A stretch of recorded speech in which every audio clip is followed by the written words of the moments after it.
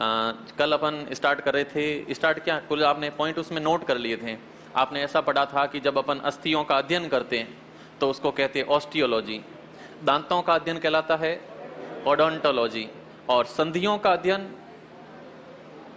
लिखा ही नहीं था कल, संधियों का अध्ययन नहीं लिखा था आपने, आपने लिखा था पेशियों का अध्ययन, सार्कोलॉजी लिखा था, और आपने लिखा था अपने शरीर में जो उपास्थियां पाई जाती हैं उनका अध्ययन कहलाता है कॉन्ड्रोलॉजी। मानव शरीर में इतनी सारी संधियां पाई जाती, संधियां खूब है। देखो इस कोहनी में इधर से इधर लंबी हड्डी होती तो कितना मजा आता, खाना खा पाते, लेकिन बीच में एक जॉइंट पाया जाता है। इधर भी बीच में हड्डियां नहीं होती, सीधा हाथ यूं रहता, बीच में जॉइंट है, इधर भी जॉइंट है, इधर हर एक अंगुली में छोटा सा जॉइंट है।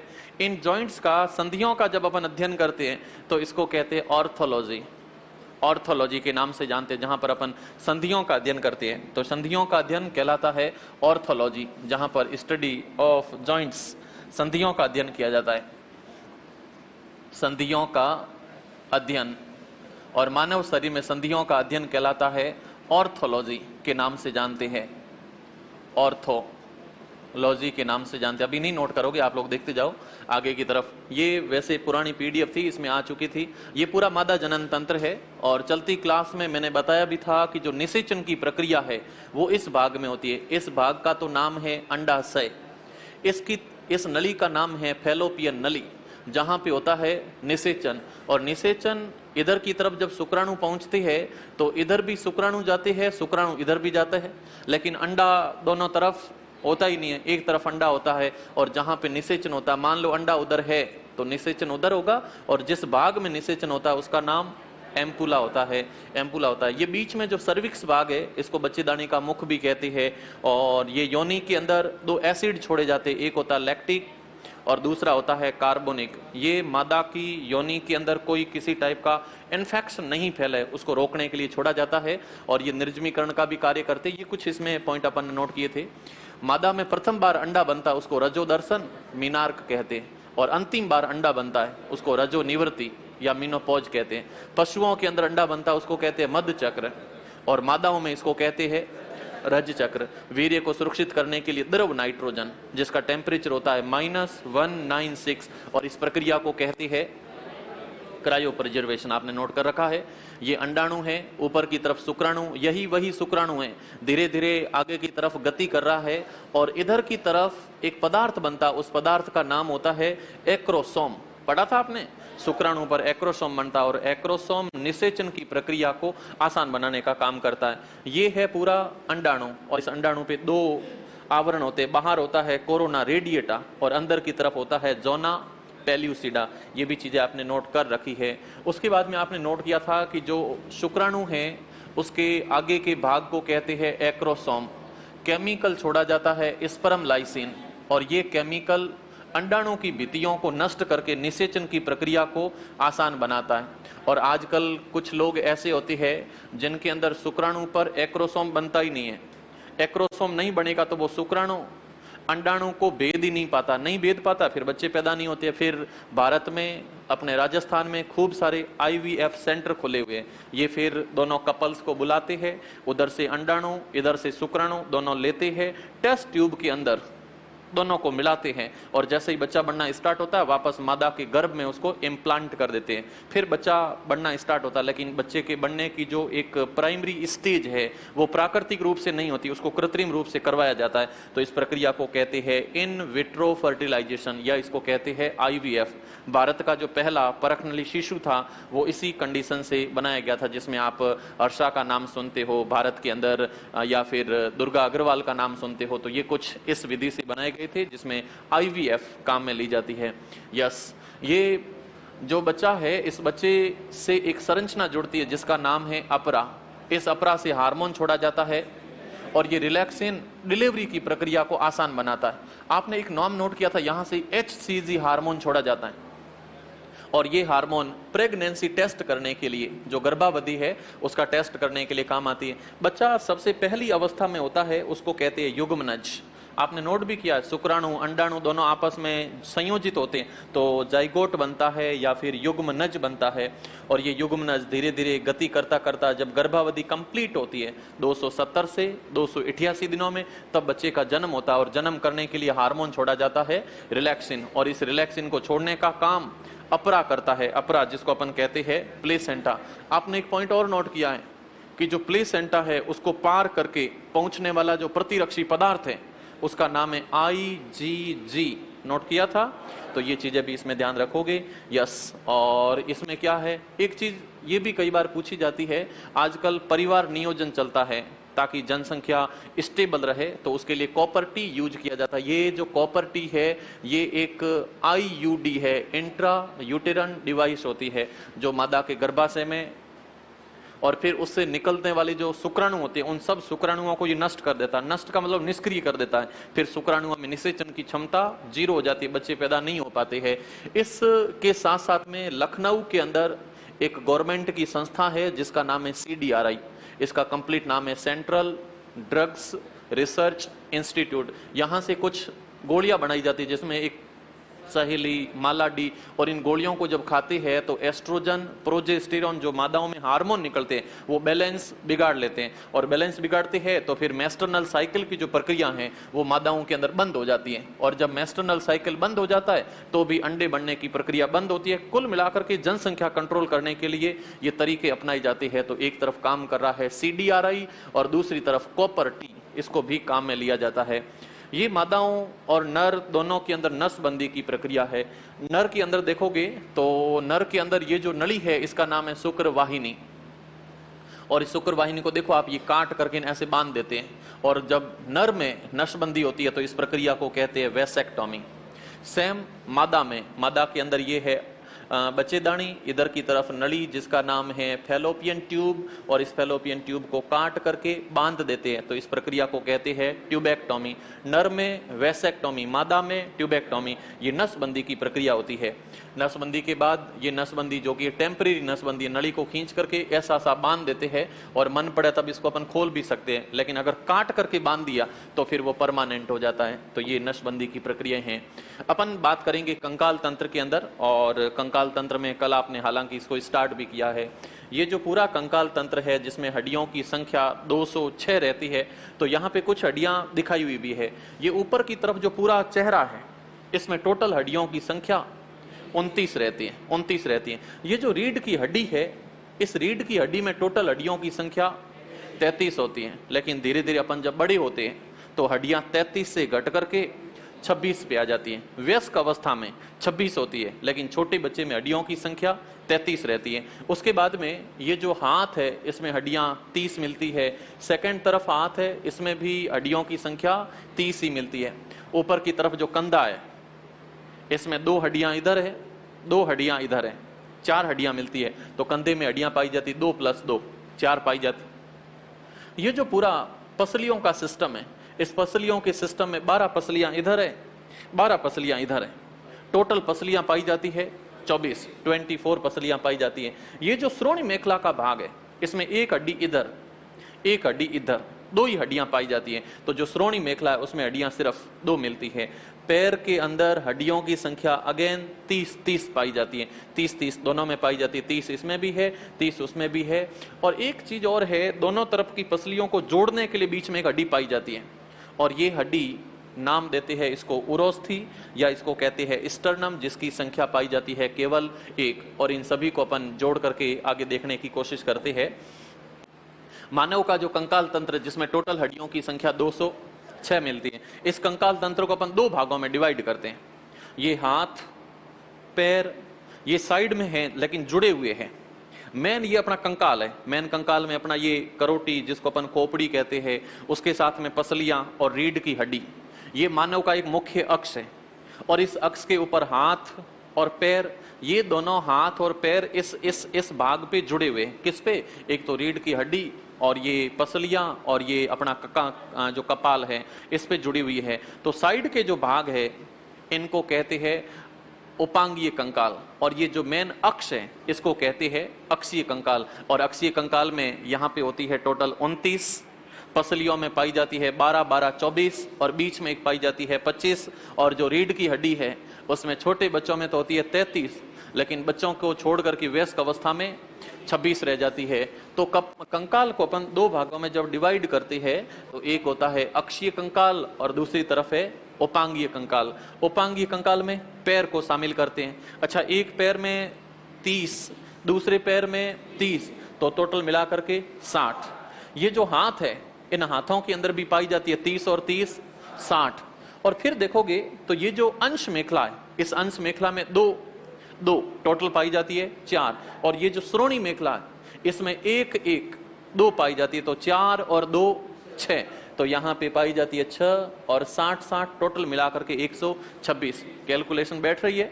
अच्छा, ये जो मेन अक्ष है अपना, इस अक्ष में खोपड़ी में होती है टोटल 29, पसलियां और बीच में वो पतली वाली हड्डी जिसका नाम है उरोस्थी, इसको मिलाकर के 24 और 1 25 हो जाती है। तो यहाँ पे 25, खोपड़ी में 29 और रीढ़ की हड्डी में 26, छोटे बच्चों में 33, और इन सभी को जोड़ोगे तो 80 हड्डियां हो जाती है। तो ये 80, इधर की तरफ 126, दोनों को मिलाओगे तो हो जाती है 206। अब इतना कुछ पढ़ने के बाद में भी एग्जाम में प्रश्न गलत हो जाते हैं। एक एक हड्डी को टच करना पड़ेगा, कौन सी हड्डी किस नाम से जानी जाती है, तो वहां तक अपन अगर अप्रोच करें तो सबसे पहले तो कंकाल को अपन पढ़ते हैं। कंकाल 2 टाइप का होता है। एक होता है बाह्य कंकाल। बाह्य कंकाल के अंदर नाखून, बाल, पशुओं के अंदर सींग और खुर, ये सब बाह्य कंकाल में शामिल होते हैं। बाह्य कंकाल के अंदर बाल, नाखून, सींग और खुर, ये सब बाह्य कंकाल है। एक प्रश्न कई बार पूछते हैं कि बालों में कौन सा प्रोटीन पाया जाता है, नाखून में कौन सा प्रोटीन पाया जाता है, ये भी कई बार प्रश्न आता है। आप जानते होंगे सर प्रोटीन है तो ऊर्जा मिलती होगी, फिर खाओ बालों को, लेकिन वो प्रोटीन एनर्जी नहीं देते हैं। लेकिन बालों में एक प्रोटीन पाया जाता है जिसका नाम है किरेटिन प्रोटीन। किरेटिन प्रोटीन पाया जाता है, किरेटिन प्रोटीन होता है। कई बार नाखून काटते काटते अगर गीला नाखून कट जाता है तो थोड़ा ज्यादा ही मजा आता है। वो जो गीले नाखून होते हैं उसके अंदर एक प्रोटीन पाया जाता है, सूखे नहीं, सूखे में तो यही है, किरेटिन है।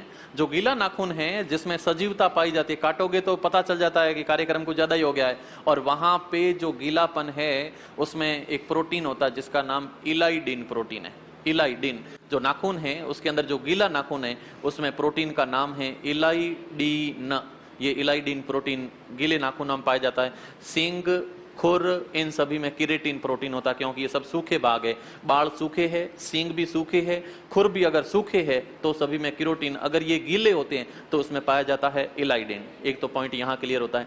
आंतरिक कंकाल में अपनी अस्थियां, उपास्थियां और पेशियां, इन तीनों को शामिल करते हैं। पेशियां जिसको अपन कहते हैं मसल्स, और ये है कार्टिलेज, और अस्थियां जिसको अपन कहते हैं बॉन्स, ये तीनों मिलकर के आंतरिक कंकाल बनती है, और वो सब मिलकर के बाह्य कंकाल का निर्माण करते हैं। जब अपन हड्डियों का अध्ययन करते हैं तो इस शाखा को कहते हैं ऑस्टियोलॉजी, और दांतों का अध्ययन ओडोंटोलॉजी कहलाता है। अपने हड्डियों में 2 तत्व सबसे ज्यादा पाए जाते हैं, एक का नाम है कैल्शियम और दूसरे का नाम है फॉस्फेट। ये कैल्शियम और फॉस्फेट मिलकर के हड्डियों का निर्माण करते हैं। कहीं जगहों पे दांत जो है उसके अंदर थोड़ा सा मैग्नीशियम की मात्रा भी मिलती है, तो 3 तत्व हो जाते हैं, कैल्शियम, मैग्नीशियम और फॉस्फोरस, और ये फॉस्फोरस पाया जाता है फॉस्फेट के रूप में। ये फॉस्फेट है ना, ये फॉस्फेट जब गर्म किया जाता है तो गर्म करने के बाद आप छोड़ दो, पड़ा पड़ा चमकता है। अपनी हड्डियों के अंदर 42% फॉस्फोरस पड़ा है। कोई व्यक्ति स्विच ऑफ हुआ, उसको पहुंचाने के बाद में उसको ऊष्मा दी, ऊष्मा देकर के वापस आ जाते हैं। अब जो राख पड़ी है नाइट का टाइम, और उस राख के अंदर पड़ा है फॉस्फेट, फॉस्फोरस। दिन को आप ऊष्मा देकर के आए थे फॉस्फोरस को, और फॉस्फोरस ने पूरी ऊष्मा को एक्सेप्ट कर लिया। नाइट का टाइम जैसे ही वो राख ठंडी होती है और जैसे ही हवा चलती है तो हवा के साथ में वो राख ऊपर उड़ती है, और अंदर जो फॉस्फोरस पड़ा है वो फॉस्फोरस पड़ा पड़ा चमकता है। 10 फीट ऊपर राख आ रही है तो राख के अंदर फॉस्फोरस चमकता है। क्यों चमक रहा है? क्योंकि आपने फॉस्फोरस को ऊर्जा दी थी, अब वो ऊर्जा छोड़ रहा है। और जब ये फॉस्फोरस चमकता है तो अपने वाले देखते हैं, ओ देखो, ओ ये कुछ नहीं है, सब साइंस का खेल है। ये फॉस्फोरस होता है, चमकता है। एक छोटा सा कीट होता है जिसका नाम होता है जुगनू। रात को ची ऐसे करता रहता है, खूब खींपड़ों के अंदर बैठा रहता है। तेज जब अंधेरा होता है तब वो जब उड़ता है तो उसकी थूक लार के अंदर फॉस्फोरस निकलता है, और ये फॉस्फोरस जब हवा के संपर्क में आता है चमकता है। और 10-12 अगर जुगनू एक साथ उड़े, राते हुआ दौरे में दियो घूमतो तो ये सब फॉस्फोरस का कमाल है। जितना तेज अंधेरा होगा फॉस्फोरस उतना ज्यादा चमकता है, तो ये चमकने की घटनाएं होती है। तो ये मैग्नीशियम, फॉस्फोरस इनके कारण होती है। मानव के अंदर पेशियां भी पढ़ेंगे, कंकाल तंत्र भी पढ़ेंगे। हेडिंग आप नोट करो, कल आपने जहां छोड़ा था उसके बाद में नेक्स्ट आप नोट करो। कंकाल तंत्र कॉपी के अंदर 2 भागों में इसको विभाजित करो, एक तरफ अक्षीय कंकाल, दूसरी तरफ उपांगीय कंकाल। कंकाल तंत्र में हड्डियां हैं 206।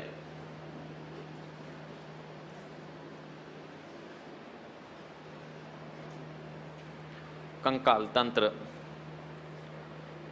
पूरा इसको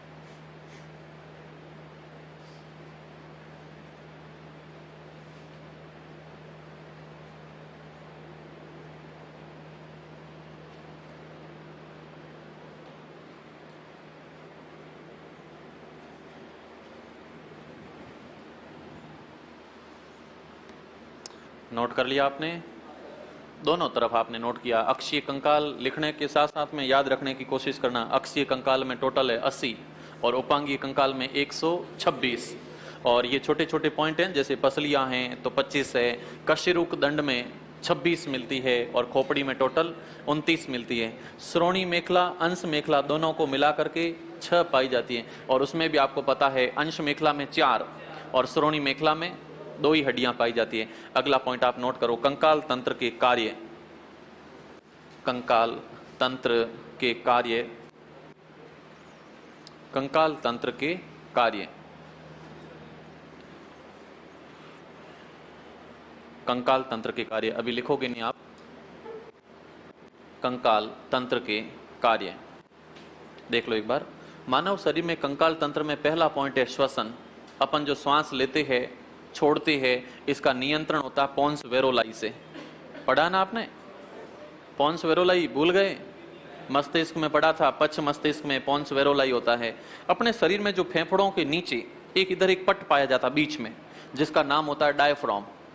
उस डायफ्राम और पसलियों को लगातार फेफड़ों में सिकुड़ना, बंद करना, ये श्वास अंदर जा रही है बाहर जा रही है, ये लगातार जो नियंत्रण हो रहा है ये डायफ्राम कर रहा है। डायफ्राम को लगातार गति देने का काम पेशियां कर रही है, पसलियां कर रही है। पेशियां, पसलियां, डायफ्राम ये जब श्वास की क्रिया को कंटिन्यू करते हैं तो इस पसलियों का, अस्थियों का पहला काम होता है श्वास की प्रक्रिया को कंटिन्यू रखना, और इसमें अंतरापरसुक पेशियां काम करती है। मैंने चलती क्लास में बीच में भी बताया था कि रक्त का निर्माण हमेशा हड्डियां करती है।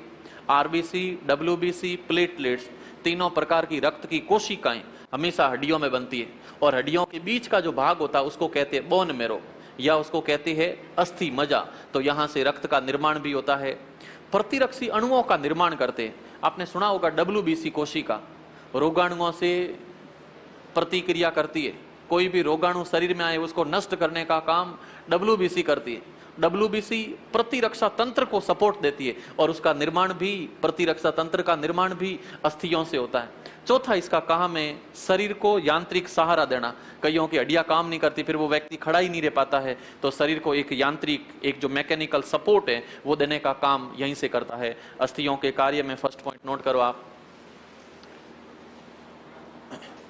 लिखो श्वसन क्रिया में सहायक। आपने लिखा है अस्थियों के कार्य या कंकाल तंत्र के कार्य। फर्स्ट लिखो श्वसन क्रिया में सहायक, श्वसन क्रिया में सहायक, श्वसन क्रिया में सहायक। 2 नंबर, रक्त का निर्माण करती है, रक्त का निर्माण, रक्त का निर्माण, फॉर्मेशन ऑफ ब्लड सेल, रक्त का निर्माण। रक्त के निर्माण में कोष्टक में लिखो अस्थि मज्जा, अस्थि मज्जा, बोन मेरो में रक्त का निर्माण होता है। थर्ड पॉइंट आप लिख रहे हो प्रतिरक्षी अणुओं का निर्माण करना, प्रतिरक्षी अणुओं का निर्माण, प्रतिरक्षी अणुओं का निर्माण करना, प्रतिरक्षी अणुओं का निर्माण। चौथा पॉइंट यांत्रिक सहारा प्रदान करना। तीसरे में लिखा आपने प्रतिरक्षी पदार्थों का निर्माण और चौथे में यांत्रिक सहारा, यांत्रिक सहारा प्रदान करना, यांत्रिक सहारा प्रदान करना। नोट कर लिए 4 पॉइंट। एक लाइन छोड़ करके लिखो आप, लिखो दांतों तथा, एक लाइन छोड़ के ब्लू पेन से लिखो दांतों तथा अस्थियों में, दांतों तथा अस्थियों में कैल्शियम, दांतों तथा अस्थियों में कैल्शियम। कैल्शियम का फॉर्मूला लिखो Ca2+, calcium Ca2+, comma magnesium, magnesium का फॉर्मूला लिखोगे Mg2+, Mg2+, Mg2+, magnesium Mg2+, तथा फॉस्फेट, कैल्शियम, मैग्नीशियम तथा फॉस्फेट।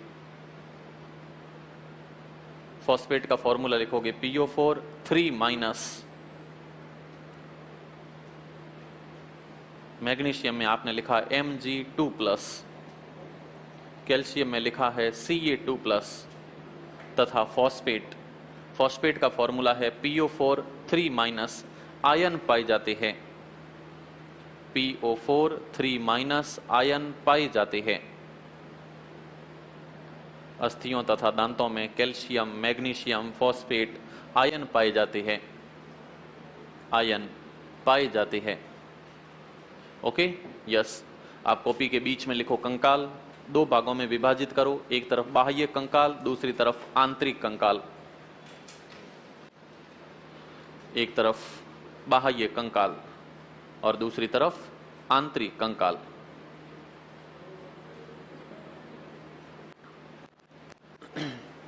बाह्य कंकाल और आंतरिक कंकाल।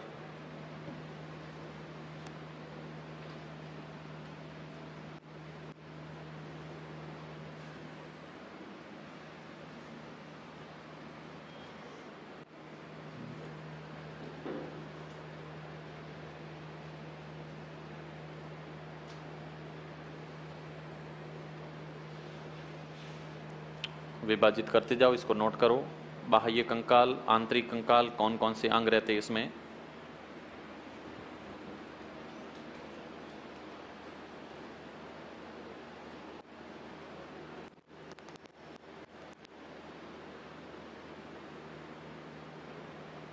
सींग को इंग्लिश में क्या कहते हैं? Horn, good. और खुर को? खुर को कहते HOOF, ऊफ, ऊफ यानी खुर। सिंग, सिंग को हॉर्न कहते हैं, हॉर्न है, एक हॉर्न और दूसरा हूफ। ROOF, रूफ क्या होता है?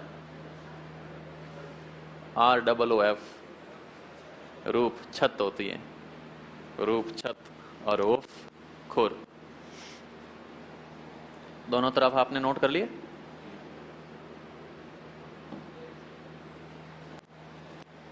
यस। अब इसमें कुछ एक्स्ट्रा पॉइंट अपन और ऐड करेंगे। अभी आप लोग जैसा कि पढ़ रहे थे, अपने शरीर में इनमें कुछ प्रोटीन पाए जाते हैं। तो जो बाल है, बाल, बाल के साथ में नाखून, नाखून के साथ में खुर, सिंग, इन सभी के अंदर, खुर और सिंग, इन सभी में एक प्रोटीन पाया जाता है। क्या नाम था उसका?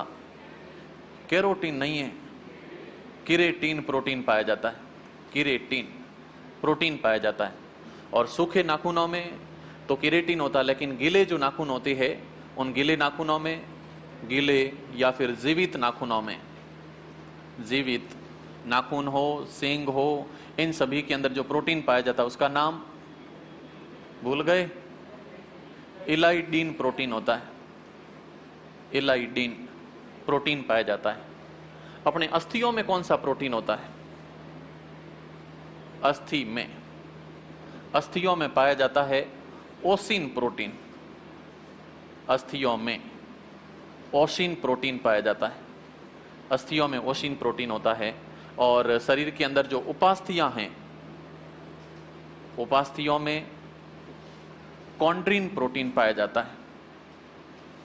उपास्थियों में कॉन्ड्रिन प्रोटीन पाया जाता है। ये 4 टाइप के प्रोटीन आप नोट कर रहे हो साथ में। बाल, नाखून, खुर और सिंग, इसमें होता है किरेटिन प्रोटीन।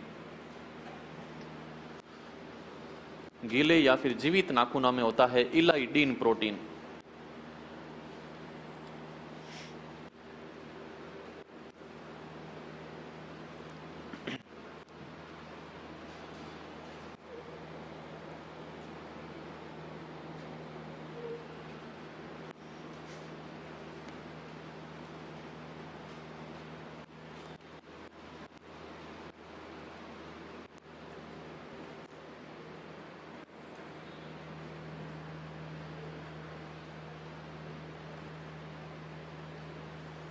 जगह चेंज।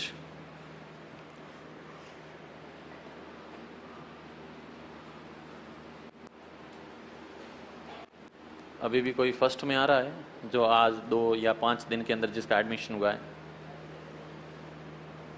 आपको तो मैंने देख लिया था। और कोई? ओके, और कोई?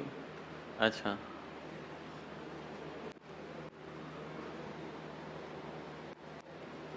बाकी सारे सब्जेक्ट ऊपर से जा सकते हैं, लेकिन साइंस जब से पैदा हुए है ना, तब से साथ में चल रही है। अपने को नॉलेज नहीं है, ये अलग बात है। बाकी ऐसी कोई चीज नहीं होगी जो अपने शरीर से जुड़ी हुई नहीं है। बस अपन अंधकार में, जैसे ही पढ़ाते तो पता चलता है यार ऐसा भी होता है। उससे पहले ऐसा नहीं कि नहीं था, वो नॉलेज सारा था धरती पे। अपन अंधकार में रहते, जितना पढ़ते हैं तो फिर वो ऊपर से अंधेरा हटता जाता है, सारा प्रकाश सामने आना स्टार्ट होता है। हर एक चीज अपने शरीर में पड़ी। ऐसी कौन सी कोई चीज नहीं है जो शरीर से संबंधित ही नहीं है। इससे पहले आपने हार्मोन पढ़े थे, कितना सारा काम हार्मोनों के माध्यम से हो रहा है। अभी मैं कुछ भी बोल रहा हूं सब आपको समझ में आ रहा है। क्यों? तंत्रिका तंत्र बैठा है। तंत्रिका तंत्र में न्यूरोट्रांसमीटर निकलते हैं। उसमें आपने पढ़ा था सर, डोपामीन निकलता है।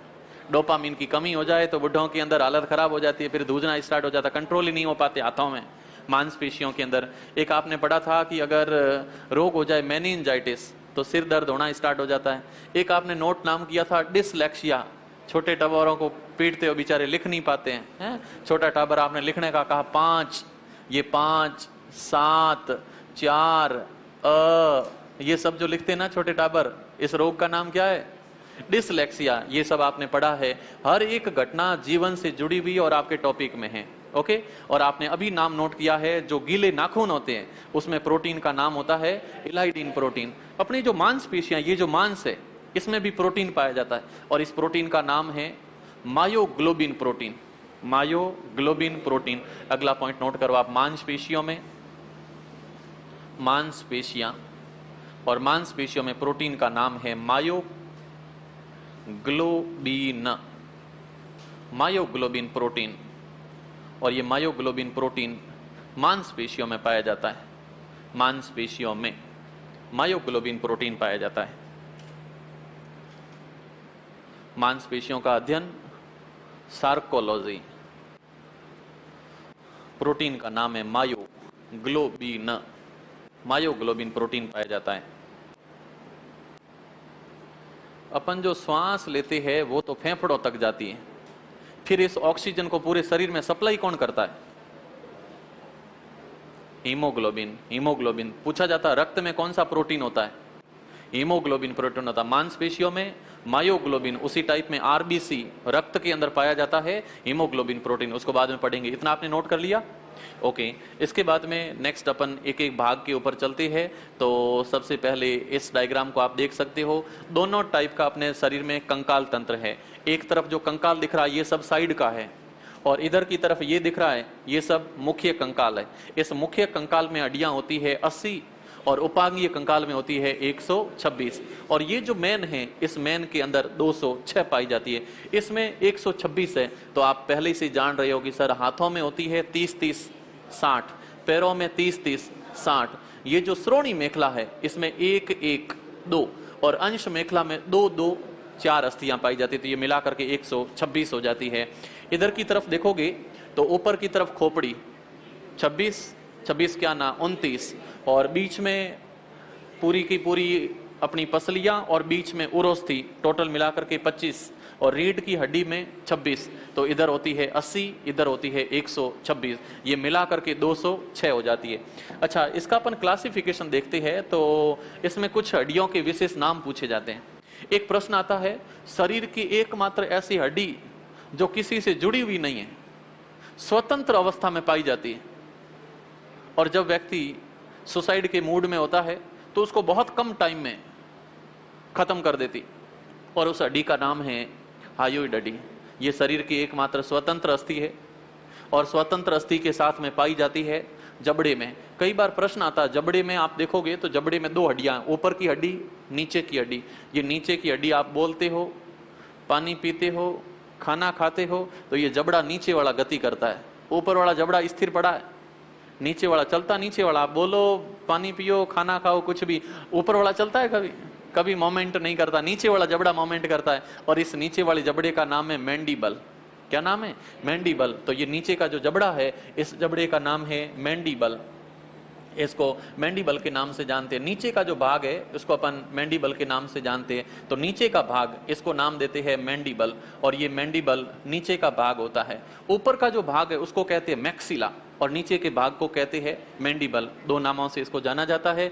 और ये है हायोइड हड्डी, इधर की तरफ पाई जाती है, और ये पाई जाती है जबड़े के अंदर। शरीर की एकमात्र स्वतंत्र अस्थि के रूप में इसको जाना जाता है। क्या नाम है?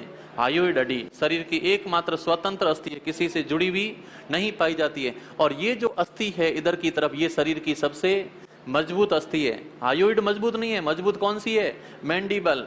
मैंडिबल है ना, अंगुली डाल के देखो किसी के मुंह में कैसा यूं अचार निकालता है, तो ये शरीर की सबसे मजबूत अस्थियों में शामिल होती है। अच्छा, नीचे फिर आप देखोगे इधर की तरफ, ये जो हड्डी है इसका नाम है फीमर। ये फीमर इस श्रोणी भाग घुटने के बीच में पाई जाती है।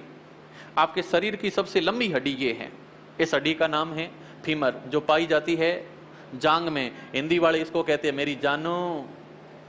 क्या कहते हैं? जानू। हिंदी में इसको जानू कहते हैं, लेकिन इंग्लिश में बढ़िया नाम है, आपको याद रह जाएगा, फीमर। और ये शरीर की सबसे लंबी अस्थि है। लंबी कौन है? जानू सबसे लंबी है, याद रह जाएगा। ओ, अब इस हड्डी के ऊपर आ जाओ। ये जो हड्डी, इधर से आप हाथ टच करके देख भी सकते हो, अभी नहीं, रुक जाओ। ये इधर से हड्डी, ये बीच में एक छोटी हड्डी दिखती है, इस हड्डी का नाम है क्लेविकल, और ये जस्ट कॉलर के पास में पाई जाती है, इसलिए कुछ लोग इसको कॉलर बोन भी कहते हैं। जब कहीं बचेड़ा लगता है, मोटरसाइकिल से नीचे गिरते हो, सबसे जल्दी टूटती है, सबसे जल्दी जुड़ती भी है। इसलिए साइंस वालों ने कहना स्टार्ट कर दिया कि ये शरीर की सबसे ब्यूटीफुल बोन है, स्मार्ट बोन है। स्मार्ट बोन शरीर की सबसे सुंदर हड्डी जिसका नाम है कॉलर बोन, याद रह जाएगा। ये पाई जाती है मानव के अंश मेखला में, कंधे में पाई जाती है। फिर इधर की तरफ देखोगे तो दोनों तरफ की पसलियों को जोड़ने के लिए बीच में जो हड्डी पाई जाती है इसका नाम है स्टर्नम, हिंदी में इसको कहते हैं उरोस्थि। और ये शरीर की सबसे पतली अस्थि है, शरीर की सबसे पतली अस्थि, उसमें नाम रहेगा उरोस्थि या इसको कहते हैं स्टर्नम। ये शरीर की सबसे पतली अस्थियों में शामिल होती है जो दोनों तरफ की पसलियों को जोड़ने के लिए बीच में पाई जाती है, याद रह जाएगा। ओके, तो इधर की तरफ थी क्लेविकल और इधर की तरफ है स्टर्नम, ये अस्थियों के नाम यहाँ पे रहते हैं। फिर आप इसमें देखोगे ये मानव शरीर का रीढ़ की हड्डियों का तंत्र है। इस हड्डियों के तंत्र में बीच में एक हल्का सा खोखला भाग होता है जिसमें पाई जाती है मेरु रज्जु, और मेरु रज्जुओं की संख्या टोटल होती है 31 जोड़ियां पाई जाती है। आपने नोट किया था 31 जोड़ियों में 8, 12, 5, 5, 1, कल परसों ही आपने नोट किया है, वो तो थी 31 जोड़ियां, लेकिन ये तो होती है 26 और इनका सीक्वेंस होता है 7, 12, 5, 5 के बाद में 1 और 1, ये मिलकर के हो जाती है टोटल 26। ग्रीवा भाग में आपने नोट किया था 8, लेकिन हड्डियां पाई जाती है 7। वक्ष भाग में मेरु तंत्रिकाएं 12 और ये भी होती है 12।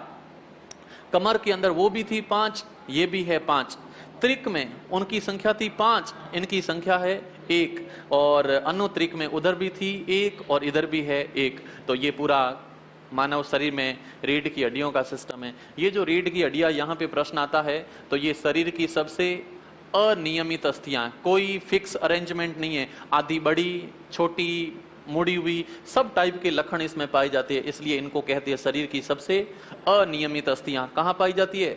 कशेरुक दंड में पाई जाती है। होती कितनी है? 26 पाई जाती है। सीक्वेंस क्या है?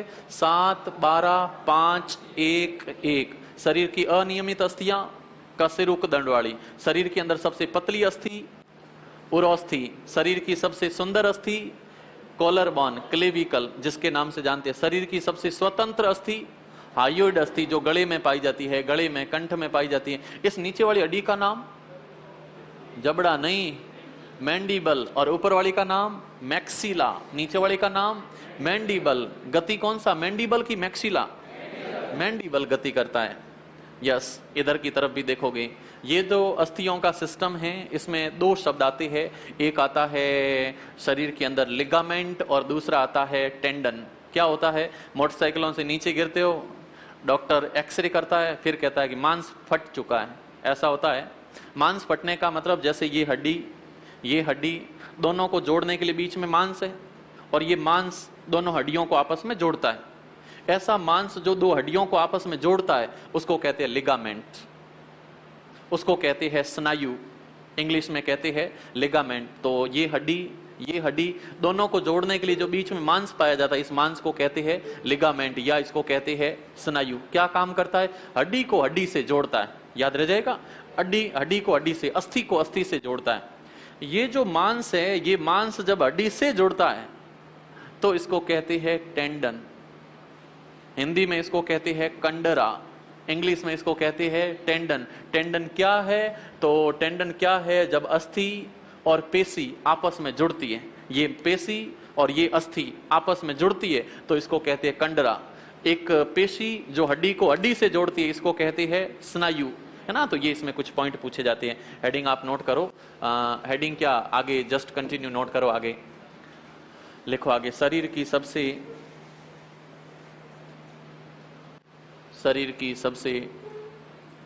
लंबी अस्थि, शरीर की सबसे लंबी अस्थि, शरीर की सबसे लंबी अस्थि नाम लिखो फीमर, फीमर, और फीमर के कोष्टक में आप नोट कर लो प्यारा सा नाम। शब्द पढ़ते ही चेहरे पे खुशी साथ में आती है, देखो कैसा भाव छुपा हुआ है। अच्छा, जानू की ये खुशखबरी और सुन लो, बता दूं। ये जो अस्थि है इससे जस्ट नीचे स्टार्ट होता है पैर, ऐसे करके, अभी इतना प्लॉट नहीं है, मैं छोटा सा बना रहा हूं, और यहीं से फिर स्टार्ट होता है अपना पैर, आगे की तरफ पैर रहता है। इधर घुटने के ऊपर एक ढाकनी पाई जाती है, होती है ना। अच्छा, ये डाकनी ऐसी है जो छोटे बच्चे में अनुपस्थित होती है, टाइम के साथ में बढ़ती है, छोटे बच्चे में नहीं होती है। और ये जो घुटने के ऊपर ढक्कन पाया जाता है, इसको कहते हैं पटेला। याद रह जाएगा? जानो, छोड़ो, आगे आएगी तब आप जानू और पटेला दोनों की तरफ जाओगे।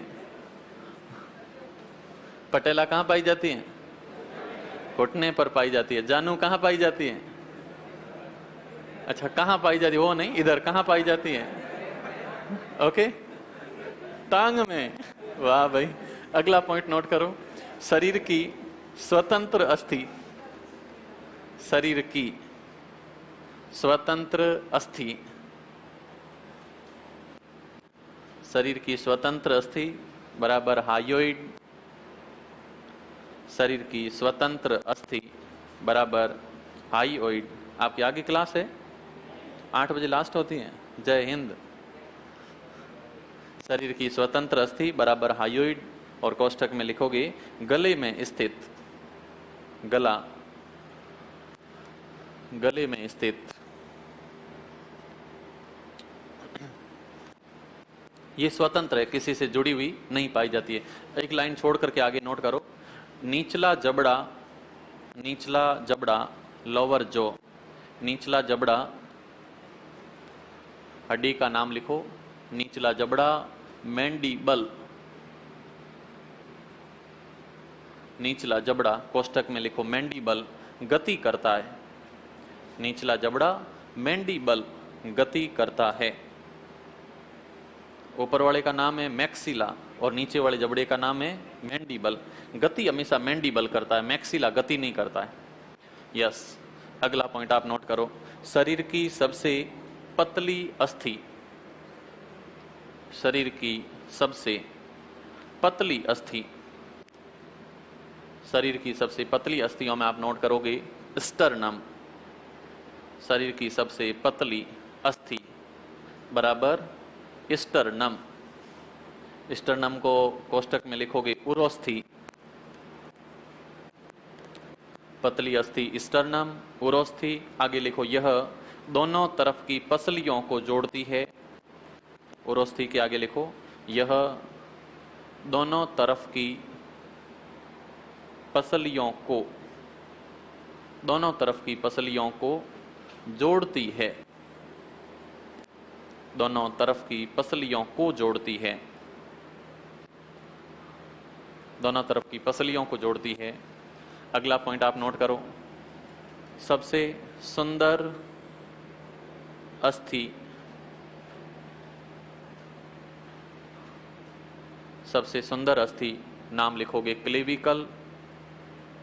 सबसे सुंदर अस्थि क्लेविकल, इसको कोष्ठक में लिखोगे कॉलर बोन। सुंदर अस्थि clavicle, collar bone, clavicle, collar bone. सबसे सुंदर अस्थि क्लेविकल, कॉलर बोन। पतली अस्थि का नाम स्टर्नम और सुंदर अस्थि का नाम कॉलर बोन, कॉलर बोन। अगला पॉइंट आप नोट करो। जैसा पढ़ा है इसको ऐसे नोट नहीं करना है, हड्डियां वड्डियां नहीं बनेगी। आप नोट करो, शरीर में सबसे अनियमित अस्थियां, शरीर में सबसे अनियमित अस्थियां, शरीर में सबसे अनियमित अस्थियां कशेरुक दंड में पाई जाती है। अनियमित अस्थियां कशेरुक दंड में पाई जाती है। अनियमित अस्थियां कशेरुक दंड में पाई जाती है, कशेरुक दंड में पाई जाती है। कशेरुक दंड में पाई जाती है। इतना नोट कर लिया। अब आप ये नोट करोगे। नोट कैसे करोगे? इसको ऐसे बनाओगे, ऐसे करके ये जस्ट ऐसे ऐसे ऐसे, ये ऐसे कंकाल तंत्र ये पूरा बन जाएगा। ऐसे करके यूं, ऐसे करके ऐसे घुमाया, फिर धीरे धीरे वापस ऊपर आने की कोशिश करोगे और वापस ऐसे नीचे जाओगे। ये पूरा कंकाल तंत्र ऐसे बनना स्टार्ट हो जाएगा। और फिर इसमें हड्डियां दिखाओगे, टोटल हड्डियां कहाँ से दिखाओगे, कैसे दिखाओगे, तो ये पड़ी ग्रीवा में होती है 7, फिर 12, फिर 5, फिर 4 और लास्ट में 1। सब मैंने कॉलम करके दिखा रखे हैं, तो इसको नोट कर लो और आज की क्लास को यहीं फिनिश करते हैं।